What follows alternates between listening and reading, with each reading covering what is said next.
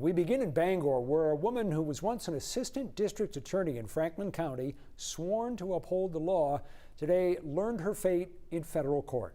Kayla Alves pleaded guilty to deleting a text conversation she had with a sheriff's deputy who was, prosecutors say, actually part owner of that illegal marijuana operation. News Center Maine's Carly Dion is at the federal court building in Bangor with more. Carly. Rob and Amanda, a short while ago, Kayla Alves was sentenced to 2 years probation and a $2,000 fine. This in connection to her role in an alleged $13 million illegal marijuana operation.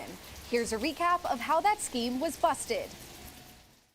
State police and federal agents first raided a marijuana growing operation in Farmington, Narrow Gauge Botanicals, in July 2 years ago.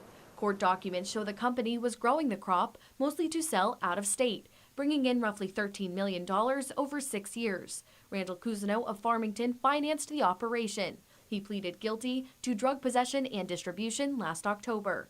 Officials say Lucas Soroy of Farmington was the mastermind of the operation. Former Franklin County Assistant District Attorney Kayla Alves provided 2 sheriff's deputies connected to the operation with information about the investigation. Last November, 11 defendants in the case pleaded not guilty, except for Alves, who pleaded guilty back in March.